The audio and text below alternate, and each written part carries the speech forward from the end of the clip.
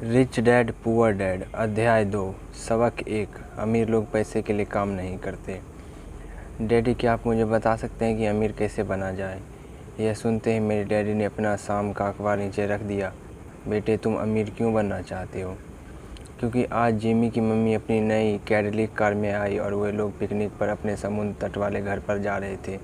Jimmy अपने साथ अपने 3 दोस्तों को ले गया, परंतु माइक और मुझे नहीं ले गया। उसने हमेशा ये कहा कि हमें इसलिए नहीं ले जाएगा क्योंकि हम लोग गरीब बच्चे थे। उसने ऐसा कहा? डैडी ने अविश्वास से पूछा। हाँ, बिल्कुल ऐसा, मैंने दर्द भरी आवाज़ में कहा। डैडी ने अपना सिर हिलाया, नाक तक चश्मे को चढ़ाया और फिर अखबार पढ़ने लगे। मैं उनके जवाब का इंतज़ार करता रहा। यह 1956 की बात है। तब मैं 9 साल का था। किस्मत की बात थी कि मैं उसी पब्लिक स्कूल में जाता था जिसमें अमीर लोगों के बच्चे पढ़ते थे। हम शुगर प्लांटेशन के कस्बे में रहते थे। प्लांटेशन के मैनेजर और कस्बे के बाकी अमीर लोग जैसे डॉक्टर, बिजनेसमैन और बैंकर अपने बच्चों को पहली क्लास से 6ठी क्लास तक इसी स्कूल में भेजते थे। 6ठी क्लास के बाद बच्चों को प्राइवेट स्कूल में भेजा जाता था। अगर मेरा परिवार सड़क के दूसरे छोर पर रह रहा होता तो मुझे इन बच्चों की तरह मैंने भी पब्लिक, इंटरमीडिएट और हाई स्कूल किया होता, क्योंकि उनके ही तरह मेरे लिए भी प्राइवेट स्कूल में जाना संभव नहीं था। मेरे डैडी ने आखिर अखबार को रख दिया। मुझे पता था कि वो क्या सोच रहे थे। उन्होंने धीमे से शुरुआत की। अगर तुम अमीर बनना चाहते हो तो तुम्हें पैसे बनाना सीखना चाहिए। मैंने पूछा, मैं पैसे बनाना किस तरह सीख सकता हूँ? अपने दिमाग के इस्तेमाल से, उन्होंने मुस्कुराते हुए कहा। जिसका असली मतलब यह था, बस मैं तुम्हें इतना ही बता सकता हूँ, या मैं इसका जवाब नहीं जानता, इसलिए मुझे तंग मत करो। एक साझेदारी हुई। अगली सुबह मैंने अपने सबसे अच्छे दोस्त माइक को अपने डैडी की बात बताई। जहाँ तक मुझे याद है, उस स्कूल में मैं और माइक ही 2 गरीब बच्चे थे। माइक भी मेरी ही तरह था, क्योंकि वो भी किस्मत की वजह से ही हाई स्कूल में था, उस स्कूल में था। ऐसा लगता था जैसे किसी ने कस्बे में स्कूल की सरहदें तय कर दी थी, और इसी कारण हम लोग अमीर बच्चों के स्कूल में पढ़ रहे थे। सच कहा जाए तो हम लोग गरीब नहीं थे, परंतु हमें ऐसा लगता था क्योंकि बाकी सभी बच्चों के पास नए बेसबॉल ग्लव्स, नई साइकिलें और हर चीज़ नई होती थी। मम्मी और डैडी ने हमें ज़रूरत की सभी चीज़ें दी थी, जैसे खाना, घर, कपड़े, लेकिन इससे ज़्यादा कुछ नहीं। मेरे डैडी कहा करते थे, अगर तुम्हें कोई चीज़ चाहिए तो उसके लिए काम करो। हमें बहुत सी चीज़ें चाहिए थी, लेकिन 9 साल के बच्चों के करने के लिए ज़्यादा काम मौजूद नहीं थे। माइक ने पूछा, तो पैसे कमाने के लिए हमें क्या करना चाहिए? मैं नहीं जानता, मैंने कहा, लेकिन क्या तुम इस काम में मेरे पार्टनर बनना चाहते हो? वो राज़ी हो गया और उस शनिवार की सुबह माइक मेरा पहला बिजनेस पार्टनर बन गया। हम दोनों पूरी सुबह यही सोचते रहे कि पैसा किस तरह कमाया जाए। कभी कभार हम उन बेफिक्र बच्चों के बारे में बात करते रहे जो जिमी के समुद्र तट वाले घर पर मज़े कर रहे होंगे। इससे थोड़ी चोट पहुंचती थी, परंतु ये चोट अच्छी थी, क्योंकि इसने हमें ये सोचने के लिए प्रेरित किया कि पैसा कैसे कमाया जाए। आखिरकार उस दोपहर को हमारे दिमाग में बिजली कौंध गई। यह एक ऐसा विचार था जो माइक ने किसी विज्ञान की किताब में पढ़ा था। रोमांचित होकर हमने अपने हाथ मिलाए और पार्टनरशिप के पास अब एक बिजनेस था। अगले कुछ हफ्तों तक मैं और माइक आसपास के इलाके में दौड़ भाग करते रहे। हम दरवाज़ों पर दस्तक देते थे और पड़ोसियों से कहते थे कि वो अपने इस्तेमाल किए हुए टूथपेस्ट ट्यूब हमारे लिए रख लें। हैरत से हमें देखते हुए ज़्यादातर लोगों ने मुस्कुराकर हमारी बात मान ली। कुछ ने हमसे पूछा कि हमें टूथपेस्ट ट्यूब क्यों चाहिए। इसके जवाब हमने कहा, हम आपको यह नहीं बता सकते, यह एक बिजनेस सीक्रेट है। सप्ताह गुजरते गए और मेरी माँ बहुत दुखी हो गई। अपने कच्चे माल को इकट्ठा करने के लिए हमने जो जगह चुनी थी वह उनकी वॉशिंग मशीन के ठीक पास थी, एक भूरे कार्डबोर्ड के डिब्बे में जिसमें सभी केचप की बोतलें रखी थी। हमारे इस्तेमाल किए हुए टूथपेस्ट की ट्यूब्स की संख्या बढ़ने लगी। आखिर एक दिन माँ के सब्र का बांध टूट गया। पड़ोसियों के मुड़े तुड़े और इस्तेमाल किए हुए टूथपेस्ट ट्यूब को देखते देखते वो उब गई थी। उन्होंने पूछा, तुम लोग कर क्या रहे हो? और मैं ये नहीं सुनना चाहती कि यह एक बिजनेस सीक्रेट है। इस कचरे को साफ़ कर दो या मैं इसे उठाकर बाहर फेंक देती हूँ।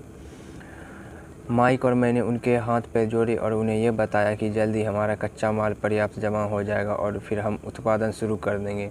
हमने उन्हें बताया कि हम कुछ पड़ोसियों का इंतज़ार कर रहे थे ताकि वो अपने टूथपेस्ट के ट्यूब्स ख़त्म कर लिए। माँ ने हमें 1 हफ्ते की मोहलत और दे दी।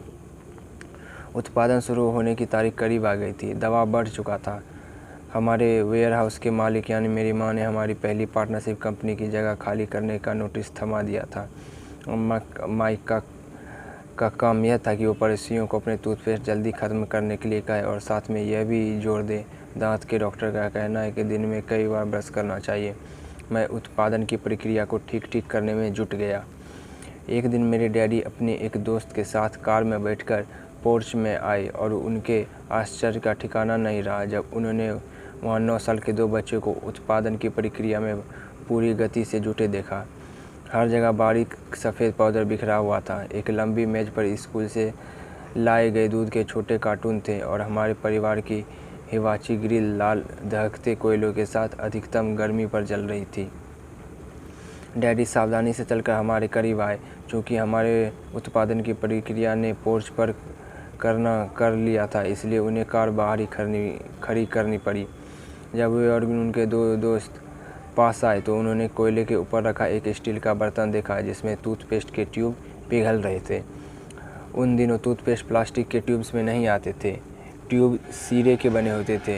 एक बार पेंट जल जाने पर हम ट्यूब्स को स्टील के बर्तन में डाल देते थे ताकि वो पिघलकर द्रव्य रूप में आ सके। इस पिघले हुए शीशे को हम छोटे छेद वाले दूध के कार्टून में डाल रहे थे। दूध के इन कार्टून में प्लास्टर ऑफ पेरिस भरा था। हर तरफ फैला सफ़ेद पाउडर प्लास्टर ही था जिसमें हमने पानी मिलाया था। जल्दबाजी में मैंने उसके बैग को गिरा दिया था और पूरी ज़मीन ऐसी लग रही थी जैसे वहाँ अभी बर्फ़ का तूफ़ान आया हो। दूध के कार्टून बाहरी बक्से थे जिसका भीतर प्लास्टर ऑफ पेरिस के खांचे थे। मेरे डैडी और उनके दोस्त हमें देखते रहे और हम पिघले हुए शीशे को प्लास्टर ऑफ पेरिस के क्यूब के ऊपर से छोटे से छेद में डालते रहे। संभल कर मेरे डैडी ने कहा। मैंने बिना सिर उठाए हामी भर दी। आखिरकार जब शीशे को डालने का काम ख़त्म हो गया तो मैंने स्टील के बर्तन को नीचे रख दिया और फिर अपने डैडी की तरफ देखकर मुस्कुराया। उन्होंने हल्की मुस्कान के साथ पूछा, तुम लोग क्या कर रहे हो? हम वही कर रहे हैं जो आपने बताया था। हम अमीर बनने जा रहे हैं। मैंने कहा, हाँ। माइक ने सिर को हिलाते हुए और मुस्कुराते हुए कहा, हम दोनों पार्टनर हैं। डैडी ने पूछा, और इन प्लास्टर के खांचों में क्या है? देखिए, मैंने कहा, इसमें एक बहुत अच्छी चीज़ है। छोटे हथौड़े से मैंने सील को ठोका जिससे बाहरी खोल टूट गई। सावधानी से मैंने ऊपर के आधे प्लास्टर को हटाया और जस्ते का एक सिक्का बाहर गिर गया। हे भगवान, मेरे डैडी ने कहा, तुम लोग जस्ते के सिक्के ढाल रहे थे? बिल्कुल सही, माइक ने कहा, हम वही कर रहे थे जैसा आपने हमसे कहा था। हम पैसे बना रहे थे। मेरे डैडी के दोस्त ज़ोर से हंसने लगे। मेरे डैडी भी मुस्कुराए और उन्होंने अपना सिर हिलाया। उनके सामने आग और टूथपेस्ट की ट्यूब के बक्से के साथ सफ़ेद धूल में लिपटे हुए 2 बच्चे खड़े थे जो इस कान से उस कान तक खुलकर मुस्कुरा रहे थे। उन्होंने हमसे कहा कि हम सब कुछ छोड़कर उनके साथ चलें और घर के सामने वाली सीढ़ी पर बैठे।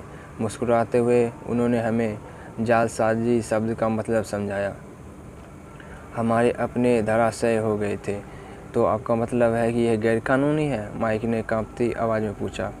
छोड़ो भी, डैडी के दोस्त ने कहा, हो सकता है कि बच्चे अपनी जन्मजात प्रतिभा को विकसित कर रहे हों। मेरे डैडी उन्हें घूरते रहे। हाँ, ये गैरकानूनी है, डैडी ने नरमी से कहा, परंतु हम लोगों ने यह साबित कर दिया है कि तुम में बहुत ज़्यादा रचनात्मक और मौलिक विचार हैं।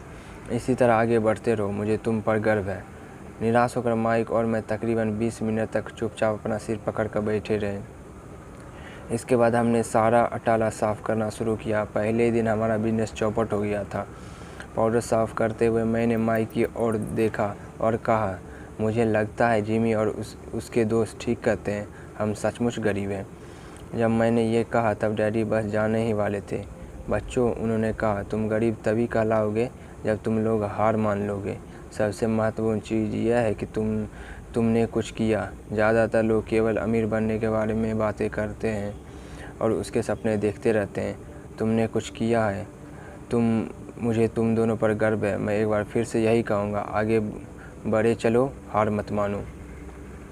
माइक और मैं खामोश खड़े रहे। ये सब सुनने में अच्छे थे, परंतु हमें ये पता नहीं था कि हमें क्या करना चाहिए। तो ऐसा क्यों है डैडी कि आप अमीर नहीं हैं? मैंने पूछा। क्योंकि मैंने एक स्कूल टीचर बनने का फ़ैसला किया था। स्कूल के टीचर अमीर बनने के बारे में नहीं सोचते, हम सिर्फ पढ़ाना पसंद करते हैं। काश कि मैं तुम लोगों की मदद कर सकता, परंतु हकीकत में मैं ये नहीं जानता कि दौलत कैसे कमाई जाती है। माइक और मैं पलटे और अपनी सफाई अभियान में जुट गए। डैडी ने कहा, अगर तुम लोग ये सीखना ही चाहते हो कि अमीर कैसे बना जाता है तो मुझसे मत पूछो। माइक, तुम अपने डैडी से यह सवाल पूछो। मेरे डैडी? माइक ने हैरानी से कहा। हाँ, तुम्हारे डैडी। मेरे डैडी ने मुस्कुराकर दोहराया। तुम्हारे डैडी और मेरा बैंकर एक ही है और वो तुम्हारे डैडी की बहुत तारीफ़ करता है। उसने मुझे कई बार ये बताया कि पैसा बनाने में तुम्हारे डैडी का कोई जवाब नहीं। मेरे डैडी? माइक ने एक बार फिर हैरानी से पूछा। फिर ऐसा क्यों कि स्कूल के अमीर बच्चों की तरह हमारे पास शानदार कार और आलीशान बंगला नहीं है? शानदार कार और आलीशान बंगले के होने का यह मतलब नहीं होता कि आप निश्चित रूप से अमीर हैं या आप पैसे बनाने की कला जानते हों, डैडी ने जवाब दिया। जिमी के डैडी शुगर प्लांटेशन में काम करते हैं। उनमें और मुझ में ज़्यादा फ़र्क नहीं है। वो एक कंपनी के लिए काम करते हैं और मैं सरकार के लिए। कंपनी उन्हें कार खरीद कर दे देती है। इस समय शक्कर की कंपनी आर्थिक संकट में फंसी हुई है और जिमी के डैडी के पास जल्दी कुछ नहीं बचेगा। तुम्हारी डैडी अलग हैं माइक। ऐसा लगता है कि वो एक साम्राज्य बनाने जा रहे हैं और मेरा अंदाज़ है कि कुछ ही सालों में वो बहुत अमीर बन जाएंगे। यह सुनकर माइक और मैं एक बार फिर रोमांचित हो गए। नए उत्साह से हमने अपने डूबे हुए व्यवसाय के कचरे को साफ करना शुरू कर दिया। जब हम सफाई कर रहे थे तो हमने ये भी योजना बना ली कि कब और कैसे माइक के डैडी से बात की जाए। समस्या यह थी कि माइक के डैडी बहुत ज़्यादा काम करते थे और देर रात तक घर नहीं लौटते थे। माइक के डैडी के पास कई warehouse, construction company, stocks की श्रृंखला और 3 रेस्तरां थे। रेस्तराओं के कारण ही उन्हें घर लौटने में देरी हो जाती थी। सफाई ख़त्म करने के बाद माइक बस पकड़ के अपने घर चला गया। वो अपने डैडी से बात करने वाला था, चाहे वो कितनी ही देर से घर लौटे, और उनसे पूछने वाला था कि क्या वे हमें अमीर बनने की तरकीब सिखाने के लिए तैयार हैं। माइक ने मुझसे वादा किया कि जैसे ही वो अपने डैडी से बात कर लेगा वो मुझे फ़ोन करेगा, चाहे कितनी ही देर क्यों ना हो जाए। फ़ोन रात को 8:30 बजे आया। ओके, अगले शनिवार, मैंने कहा और फ़ोन रख दिया। माइक के डैडी माइक और मुझसे मिलने के लिए तैयार हो गए। शनिवार की सुबह 7:30 बजे मैंने शहर के दूसरे हिस्से में जाने के लिए बस पकड़ी और सबक शुरू हुई। मैं तुम्हें 1 घंटे के 10 सेट दूंगा। 1956 की तनख्वाह के हिसाब से भी 10 सेट प्रति घंटा का वेतन कम था। माइकल और मैं सुबह 8 बजे उसके डैडी से मिले। वे पहले से ही व्यस्त थे और उनके पास 1 घंटे से भी ज़्यादा का काम मौजूद था। जब मैं उनके साधारण छोटे और साफ घर के सामने पहुंचा तो मैंने देखा कि उनका कंस्ट्रक्शन सुपरवाइज़र अपने पिकअप ट्रक में वहां से जा रहा था। माइक मुझे दरवाजे पर ही मिल गया। डैडी अभी फ़ोन पर हैं और उन्होंने कहा कि हम लोग पीछे के पोर्च में उनका इंतज़ार करें, माइक ने दरवाज़ा खोलते हुए कहा। जब मैंने उस पुराने घर की दहलीज के अंदर कदम रखा तो लकड़ी के पुराने फर्श की चरमराहट सुनाई दी। दरवाजे के भीतर सस्ती सी चटाई थी। चटाई वहाँ इसलिए रखी गई थी ताकि फर्श पर पड़े अनगिनत कदमों के निशान को छुपाया जा सके। हालांकि वह साफ थी, पर यह स्पष्ट दिखता था कि उसे बदल देना चाहिए। जब मैं संकरे लिविंग रूम में घुसा तो मेरा दम घुटने लगा था। वहाँ पुराने फर्नीचर की बू आ रही थी और निश्चित रूप से उस फर्नीचर को संग्रहालय में होना चाहिए था। सोफे पर 2 महिलाएं बैठी थीं जिनकी उम्र मेरी माँ से थोड़ी ज़्यादा होगी। महिलाओं के सामने एक पुरुष मजदूर के कपड़ों में बैठा हुआ था। उसने खाकी पैंट और खाकी शर्ट पहन रखा था। हालांकि कपड़े साफ और प्रेस किए थे, परंतु उनमें स्टार्च नहीं किया गया था। उस आदमी की उम्र मेरे डैडी से लगभग 10 साल ज़्यादा होगी, शायद 45 साल। जब मैं और माइक उनके पास से गुजरते हुए किचन की तरफ गए जहाँ से पोर्च का रास्ता था तो वो मुस्कुराए। मैं भी जवाब में शर्मा कर मुस्कुरा दिया। ये लोग कौन हैं? मैंने पूछा। अरे, ये लोग डैडी के लिए काम करते हैं। बूढ़ा व्यक्ति उनके वेयर हाउसों को संभालता है और महिलाएं रेस्तराओं की मैनेजर है।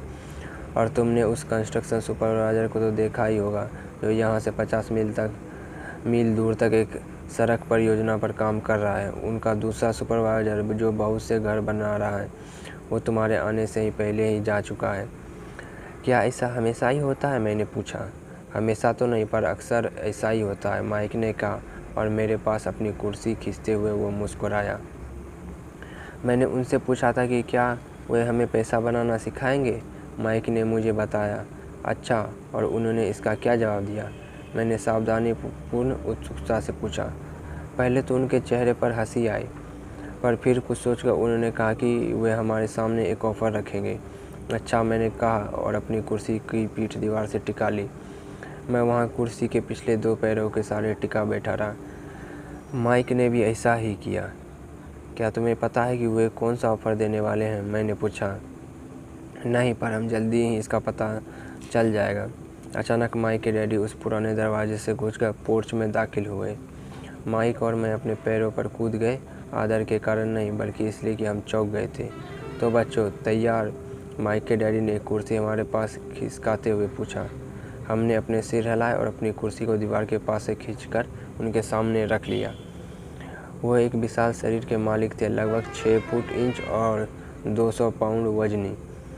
मेरे डैडी इससे ऊंचे थे, लगभग इसी वजन के, और माइक के डैडी से 5 साल बड़े। वे लगभग एक जैसे ही थे, हालांकि दोनों एक ही प्रजाति के नहीं थे। हो सकता है कि उनकी ऊर्जा एक सी हो। माइक का कहना है कि तुम पैसा कमाना सीखना चाहते हो। क्या यह सही है, रॉबर्ट? मैंने तत्काल सहमति में अपना सिर हिलाया, हालांकि मुझे थोड़ा सा डर भी लग रहा था। उनके शब्दों और मुस्कुराहट के पीछे बहुत ताकत थी। अच्छा, ये रहा मेरा ऑफर। मैं तुम्हें सिखाऊंगा, लेकिन मैं ऐसा क्लासरूम की शैली में नहीं करूँगा। अगर तुम मेरे लिए काम करोगे तो उसके बदले में मैं तुम्हें सिखाऊंगा। तुम मेरे लिए काम नहीं करोगे तो मैं तुम्हें नहीं सिखाऊंगा। अगर तुम काम करते हो तो मैं तुम्हें ज़्यादा तेज़ी से सिखा सकता हूँ, और अगर तुम सिर्फ बैठकर मेरी बातें सुनते हो जैसा कि तुम लोग स्कूल में करते हो तो इससे मेरा समय बर्बाद होगा। ये मेरा ऑफ़र है, इसे या तो मान लो या फिर वापस लौट जाओ। क्या मैं आपसे पहले एक सवाल कर सकता हूँ? मैंने पूछा। नहीं, इसे या तो मान लो या फिर वापस लौट जाओ। मेरे पास बर्बाद करने के लिए फालतू समय नहीं है। अभी ढेर सा काम पड़ा हुआ है। अगर तुम में तत्काल फैसला करने की क्षमता नहीं है तो तुम कभी पैसे कमाना सीख नहीं पाओगे। मौका आते हैं और चले जाते हैं, इसलिए तत्काल निर्णय लेने की क्षमता एक महत्वपूर्ण कला है। तुमने जैसा चाहा था वैसा एक मौका तुम्हारे सामने मौजूद है। अगले 10 सेकंड में या तो पढ़ाई शुरू हो जाएगी या फिर हमेशा के लिए ख़त्म हो जाएगी। माइक के डैडी ने चिढ़ाने वाली मुस्कुराहट के साथ कहा। मंजूर, मैंने कहा। मंजूर, माइक ने कहा। बहुत बढ़िया, माइक के डैडी ने कहा। 10 मिनट में मिसेज मार्टिन आ जाएगी। उनसे बात करने के बाद मैं तुम्हें उनके साथ भेज दूंगा और तुम लोग का काम शुरू हो जाएगा। मैं तुम्हें हर 10 घंटे 10 सेट दूंगा और तुम्हें हर शनिवार 3 घंटे काम करोगे। पर आज तो मेरा सॉफ्ट बॉल का मैच है, मैंने कहा। माइक के डैडी ने अपनी आवाज़ को धीमा परंतु कड़क करके कहा, या तो मान लो या फिर वापस लौट जाओ। मान लिया, मैंने जवाब दिया। सॉफ्टबॉल खेलने के बजाय काम करने और सीखने का विकल्प चुनने में ही समझदारी थी। 30 सेट बाद शनिवार की खुशनुमा सुबह 9 बजे माइक और मैं मिसेज मार्टिन के साथ काम कर रहे थे। वो एक दयालु और धैर्यवान महिला थी। वह हमेशा कहा करती थी कि माइक और मुझे देखकर उन्हें अपने दोनों बच्चों की याद आ जाती है, जो अब बड़े हो गए थे तथा दूर चले गए थे। हालांकि वह दयालु थी, परंतु वो कड़ी मेहनत में विश्वास करती थी और इसलिए वे हमेशा काम में जुटाए रखती थी। वे बहुत कड़क मैनेजर थी। हम 3 घंटे तक डिब्बाबंद सामान को शेल्फ पर से उतारते थे, उनकी धूल साफ करते थे और फिर उन्हें करीने से जमाते थे। ये बड़ी मेहनत का काम था और बोरियत भरा भी। माइक के डैडी को मैं अपना अमीर डैडी कहता हूँ। उनके पास इस तरह के 9 सुपर सेट्स थे जहाँ पार्किंग के लिए बहुत सी जगह थी। वे 7 से 11 कन्वीनियंस स्टोर के शुरुआती संस्करण थे। पड़ोस के जनरल स्टोर जहाँ लोग दूध, ब्रेड, बटर और सिगरेट जैसी चीज़ें खरीदते हैं। समस्या यह थी कि हवाई में एयर कंडीशनिंग नहीं थी और गर्मी के कारण स्टोर्स अपना दरवाज़ा बंद नहीं कर सकते थे। स्टोर के दोनों ओर दरवाजे को पूरा खुला रखा जाता था ताकि सड़क और पार्किंग की जगह सामने दिखती रहे। जब भी कोई कार पार्किंग में आती तो उसके साथ धूल का गुब्बारा भी आता था जो स्टोर में घुसकर डिब्बों पर जम जाता था। इसलिए हम लोग को नौकरी तभी चलती थी जब तक कि एयर कंडीशन नहीं हो जाती। 3 हफ्तों तक माइक और मैं मिसेज मार्टिन के पास जाकर 3 घंटों तक काम करते रहे। दोपहर तक हमारा काम ख़त्म हो जाता था और हम में से एक के हाथ में 3 छोटे सिक्के डाल देती थी। उस समय 50 के दशक में 9 साल की उम्र में मैं भी 30 सेंट कमाने में कोई ख़ास खुशी नहीं होती थी। तब कॉमिक्स की कीमत 10 सेंट हुआ करती थी, इसलिए मैं अपनी कमाई को कॉमिक्स पर खर्च कर देता था और घर लौटाता था। चौथे हफ्ते के बुधवार तक मैंने काम छोड़ने का मन बना लिया था। मैं सिर्फ इसलिए काम करने के लिए तैयार हुआ था क्योंकि मैं माइक के डैडी से पैसा कमाना सीखना चाहता था। इसलिए मैं 10 सेंट प्रति घंटे की गुलामी कर रहा था। और सबसे बड़ी बात तो यह थी, उस पहले शनिवार के बाद से मैंने माइक के डैडी को देखा तक नहीं था। मैं काम छोड़ रहा हूँ, मैंने लंच के समय माइक से कहा। स्कूल लंच बड़ा निराशाजनक था। स्कूल भी हुआ था और अब तो मेरे पास शनिवार भी नहीं था जिसका मैं इंतज़ार कर सकूं। परंतु 10 सेंट के कारण मुझे धक्का पहुंचता था। इस बार माइक मुस्कुराया।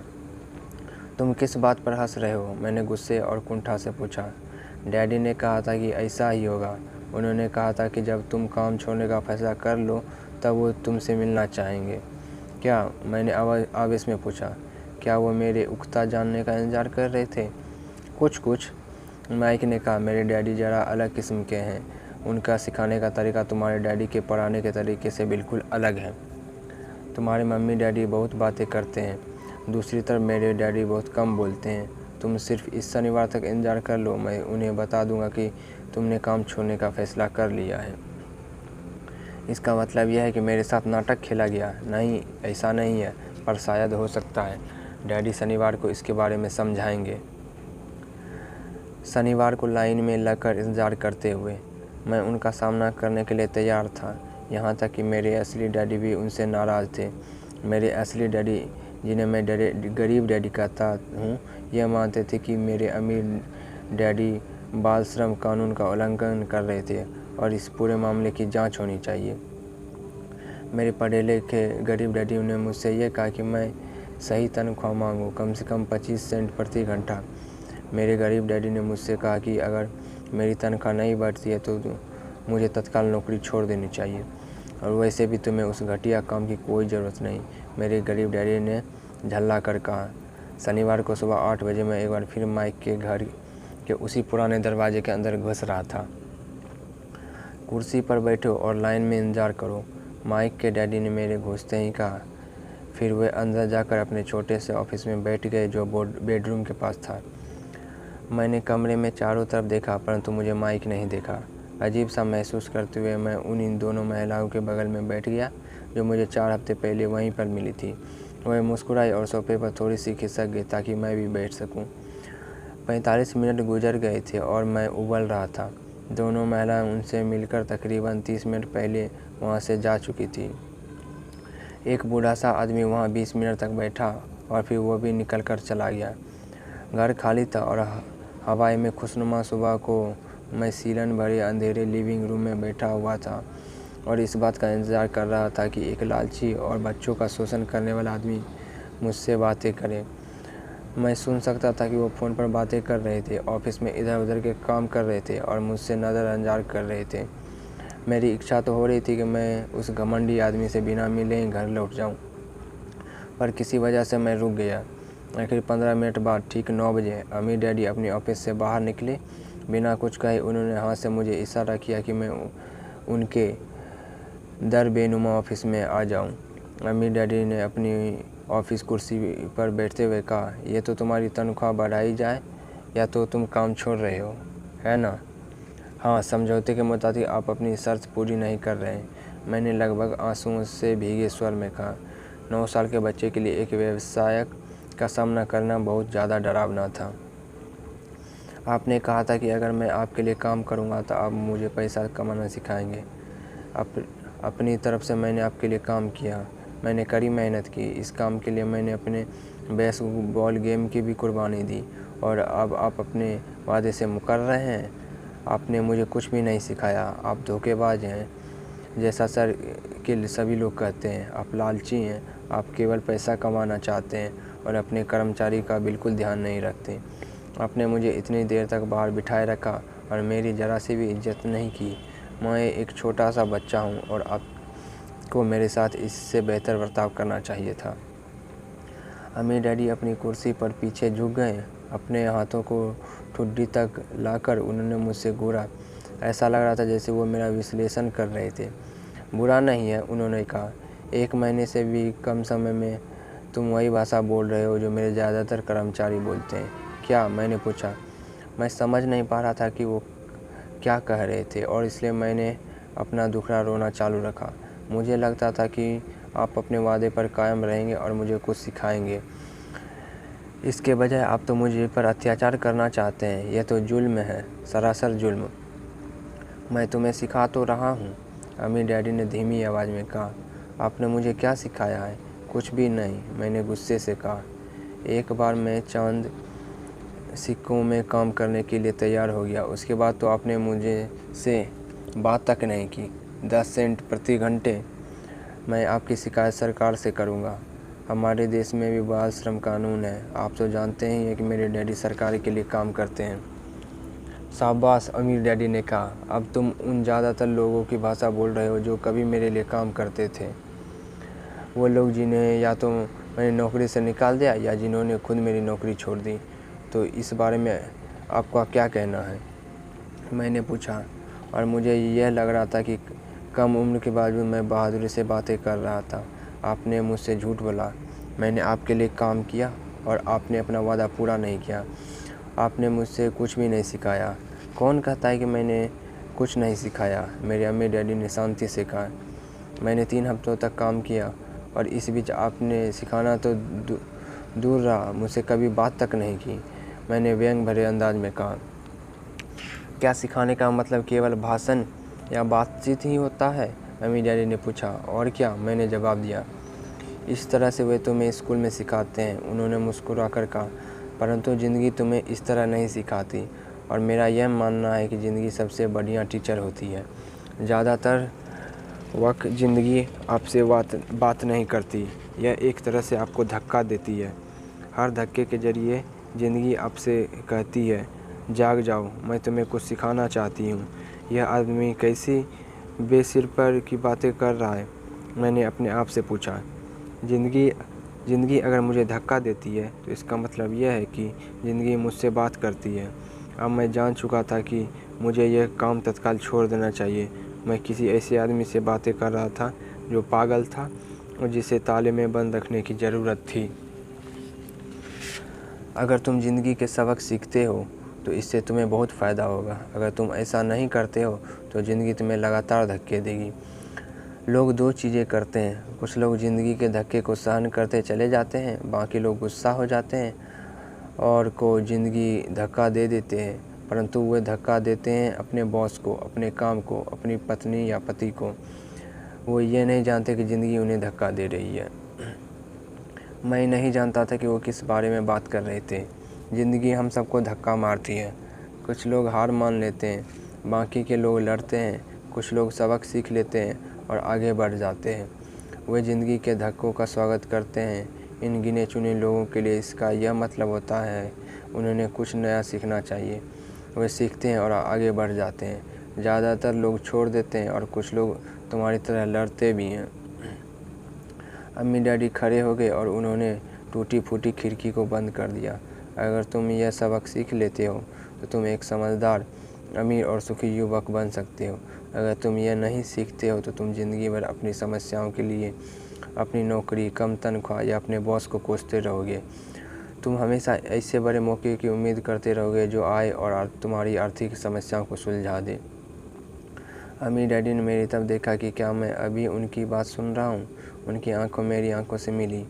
हम एक दूसरे की तरफ देखते रहे और हमारी आंखों के बीच संप्रेषण की धाराएं बहने लगी।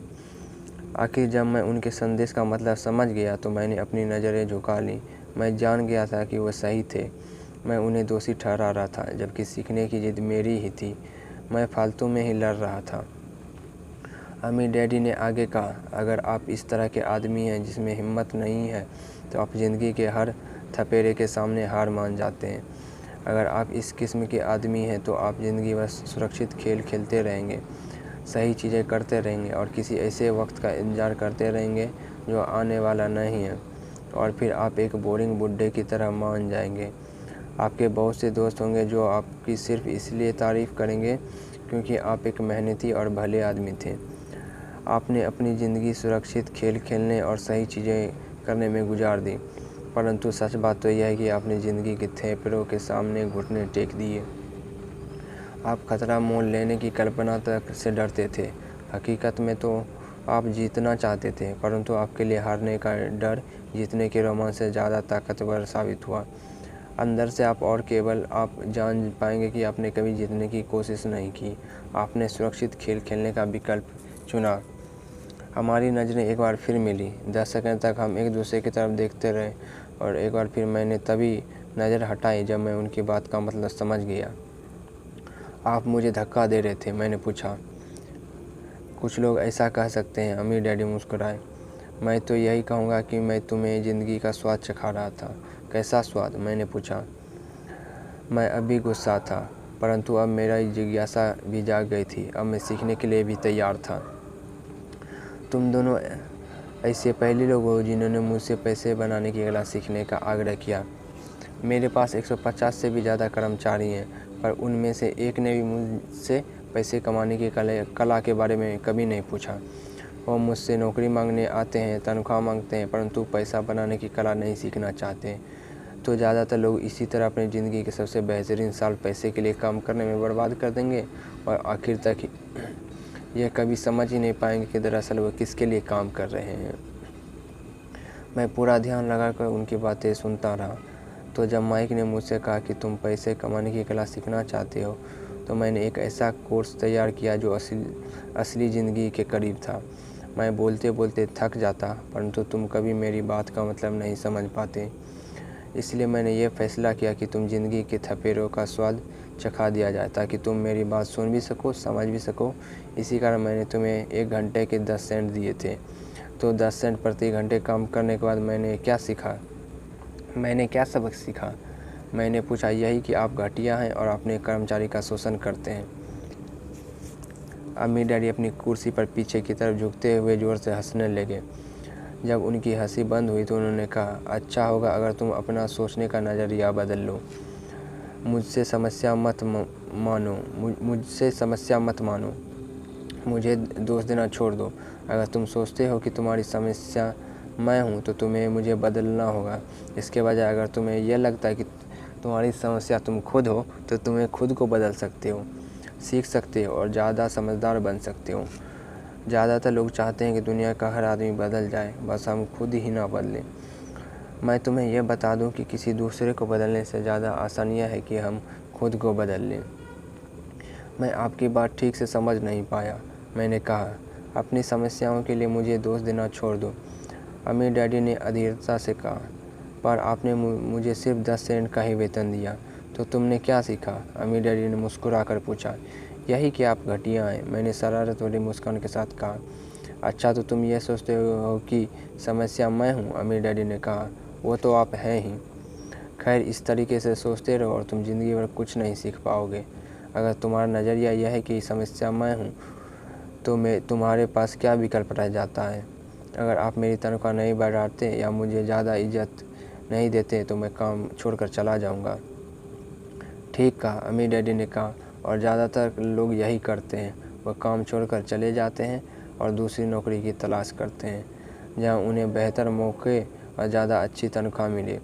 उन्हें यह गलतफहमी होती है कि नई नौकरी से ज़्यादा तनख्वाह से उनकी समस्या सुलझ सकती है।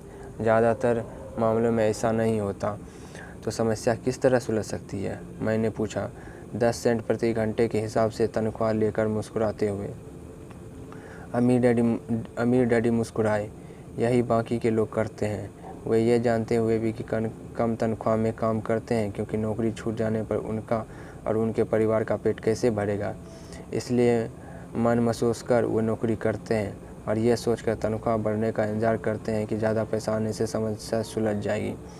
ज़्यादातर लोग ऐसा ही सोचते हैं और कड़ी मेहनत करते हुए दूसरी नौकरी भी कर लेते हैं, परंतु उसमें भी उनकी तनख्वाह कम ही मिलती है।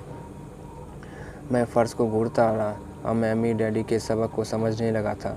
मुझे यह एहसास हो गया था कि यह ज़िंदगी का स्वाद है। आखिरकार मैंने अपने ऊपर की ओर देखा और अपना सवाल दोहराया, तो फिर यह समस्या किस तरह सुलझेगी। इस सवाल के जवाब में अमीर डैडी ने मुझे यह बेशकीमती नज़रिया दिया जो उन्हें अपने कर्मचारियों और मेरे गरीब डैडी से अलग करता था, और उसकी बदौलत वे हवाई के सबसे अमीर आदमी बनने वाले थे, जबकि मेरे पढ़े लिखे गरीब डैडी ज़िंदगी और पैसों की तंगी से जूझने वाले थे। यह एक अद्भुत नज़रिया था जिसने मेरी ज़िंदगी का नक्शा ही बदल दिया था।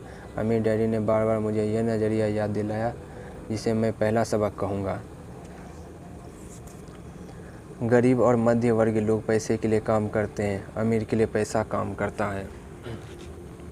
मेरे गरीब डैडी ने जो शिक्षा मुझे दी थी, शनिवार की उस खुशनुमा सुबह में उसे बिल्कुल अलग नज़रिया सीख रहा था। 9 साल की उम्र में मैं ये समझ गया था कि दोनों ही डैडी चाहते थे कि मैं सीखूं। दोनों ही डैडी मुझे पढ़ने के लिए प्रेरित करते थे। फ़र्क सिर्फ इतना था कि दोनों के सुझाए विषय अलग अलग थे, और मेरे पढ़े लिखे डैडी चाहते थे कि मैं वही करूं जो उन्होंने किया था। बेटे, मैं चाहता हूं कि तुम मेहनत से पढ़ो, अच्छे नंबर लाओ, ताकि तुम्हें किसी बड़ी कंपनी में सुरक्षित नौकरी मिल सके, और ये अच्छी तरह देख लो कि इसमें बहुत से दूसरे लाभ हो। मेरे अमीर डैडी चाहते थे कि मैं ये सीखूं कि पैसा कैसे काम करता है, ताकि मैं इससे अपने लिए काम कर सकूं। यह सबक मुझे जीवन भर उनके मार्गदर्शन में सीखना था, ना कि किसी क्लासरूम में। मेरे अमीर डैडी मेरा पहला सबक जारी रखा। मैं खुश हूँ कि तुम 10 सेंट प्रति घंटे के हिसाब से काम करने पर गुस्सा हो गए। अगर तुम गुस्सा नहीं होते और तुम ऐसे खुशी खुशी करते रहते तो मैं तुमसे साफ कर देता कि मैं तुम्हें नहीं सिखा सकता। यह जान लो कि सच्ची शिक्षा में ऊर्जा, प्रबल भावना, ज़बरदस्त इच्छा की ज़रूरत होती है। गुस्से उस फार्मूला का एक बहुत बड़ा हिस्सा है, क्योंकि प्रबल भावना में गुस्से और प्रेम का समन्वय होता है। जब पैसे की बात आती है तो ज़्यादातर लोग सुरक्षित रास्ता खोजते हैं, इसलिए प्रबल भावना उन्हें राह नहीं दिखा पाती। उन्हें राह दिखाता है उनका डर। तो क्या इसलिए वो कम तनख्वाह पर काम करने के लिए राज़ी हो जाते हैं? मैंने पूछा। हाँ, अमीर डैडी ने कहा।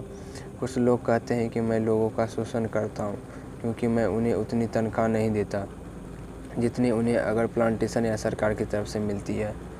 मैं यही कहना चाहता हूँ कि वे लोग खुद अपना शोषण करते हैं, डरते हुए हैं, मैं नहीं। पर क्या आपको नहीं लगता कि आपको उन्हें ज़्यादा तनख्वाह देनी चाहिए? मैंने पूछा।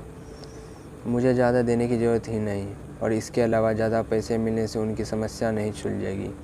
अपने डैडी को ही देख लो, वे बहुत सा पैसा कमाते हैं और फिर भी वे अपने बिलों का भुगतान नहीं कर पाते। दुनिया में ऐसे बहुत से ऐसे लोग हैं जिन्हें अगर ज़्यादा पैसा मिल जाए तो वे ज़्यादा कर्ज में डूब जाएंगे।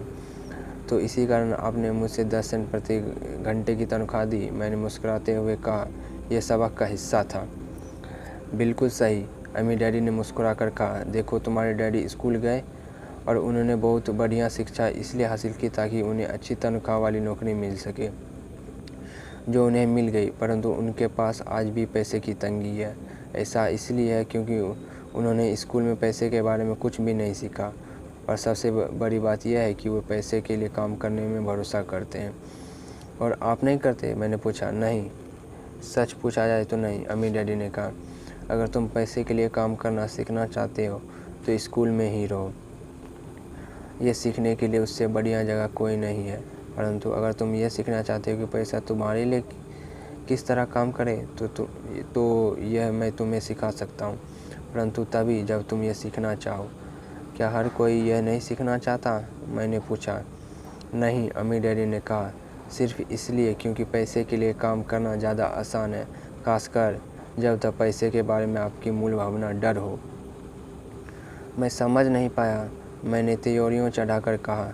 उसकी चिंता फ़िलहाल मत करो। अभी इतना ही समझ लो कि डर के कारण ही ज़्यादातर लोग अपनी नौकरियां कर रहे हैं। अपने बिलों का भुगतान न कर पाने का डर, नौकरी से निकाल दिया जाएगा इस बात का डर, पर्याप्त पैसा न होने का डर, एक बार फिर से शुरू करने का डर, या किसी व्यवसाय को सीखने और पैसे के लिए काम करने की कीमत है। ज़्यादातर लोग पैसे के गुलाम बन जाते हैं और फिर वो अपने बॉस पर अपनी भड़ास निकालते हैं। तो आपकी नज़र में पैसे से अपने लिए काम करवाना एक बिल्कुल अलग विषय है? मैंने पूछा। बिल्कुल, अमीर डैडी ने जवाब दिया। बिल्कुल। शनिवार को उस खुशनुमा सुबह हवाई में हम लोग चुपचाप बैठे रहे।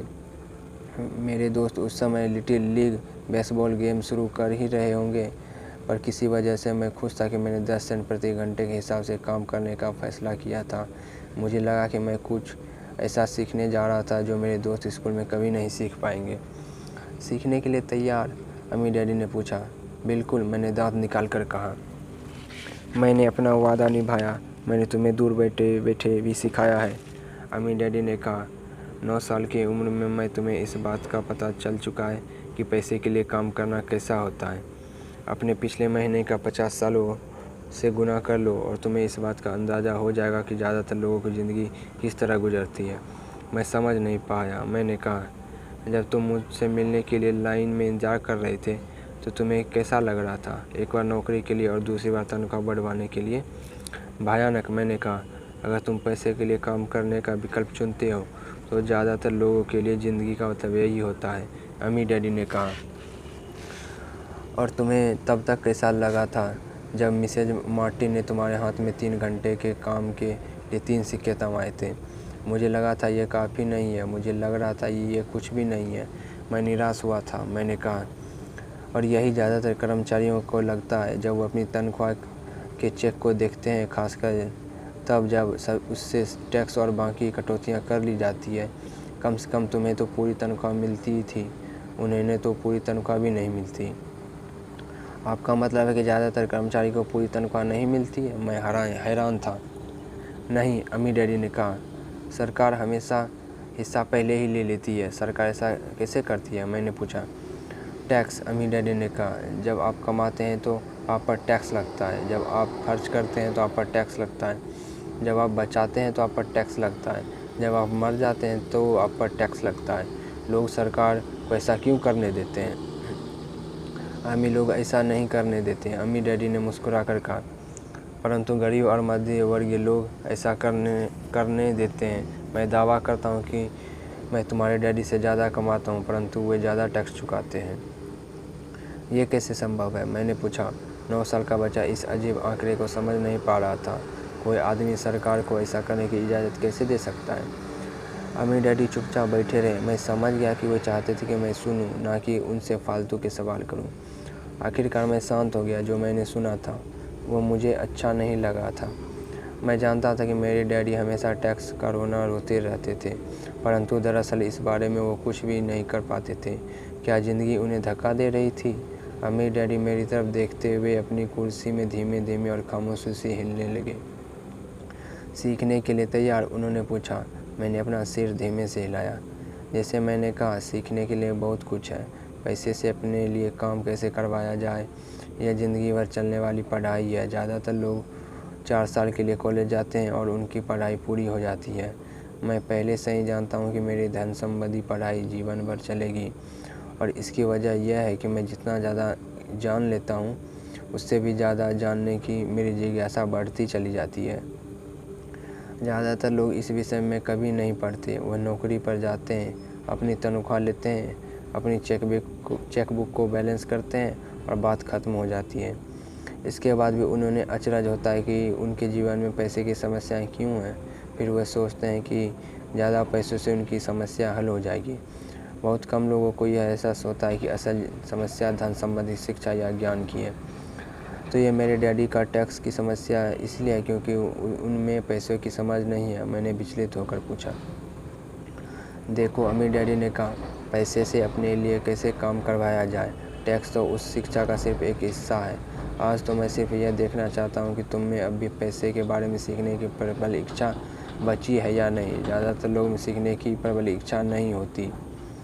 वो स्कूल जाना चाहते हैं, कोई व्यवसाय सीखना चाहता है, अपनी नौकरी में मज़े करना चाहता है और ढेर सारा पैसा कमाना चाहता है। एक दिन वे तब जागते हैं जब उनके सामने पैसे की समस्या आ जाती है, और तब वे काम करना बंद नहीं कर सकते। पैसे के लिए काम करने की यह कीमत होती है, उन्हें यह कीमत चुकानी ही पड़ती है। अगर वह पैसे से अपने लिए काम करवाना सीख लेते हैं तो उनके सामने यह समस्या कभी नहीं आती। तो तुम में अब भी सीखने की, जानने की जिज्ञासा है? अम्मी डैडी ने पूछा। मैंने हामी में सिर हिलाया। अच्छा, अम्मी डैडी ने कहा। अब काम पर वापस जाओ और इस बार मैं तुम्हें बिल्कुल तनख्वाह नहीं दूंगा। क्या? मैंने हैरान होकर पूछा। तुमने सही सुना, तनख्वाह बंद। तुम हर शनिवार 3 घंटे उसी तरह काम करोगे, परंतु इस बार तुम्हें 10 सेंट प्रति घंटे के हिसाब से तनख्वाह नहीं मिलेगी। तुम्ही ने तो कहा कि मैं तुम्हें पैसे के लिए काम करना नहीं सीखना चाहते, इससे मैं तुम्हें बदले में कुछ भी नहीं दूंगा। मुझे अपने सुने हुए शब्दों पर भरोसा नहीं हो रहा था। मैंने माइक से पहले ही बात कर ली है, वो पहले से ही काम कर रहा है, मुफ्त में डिब्बे की सफाई कर रहा है और उन्हें करीने से जमा रहा है। अब तुम भी जल्दी से जाकर काम में जुट जाओ। यह ठीक नहीं है, मैं चिल्लाया। आपको कुछ ना कुछ तनख्वाह तो देनी चाहिए।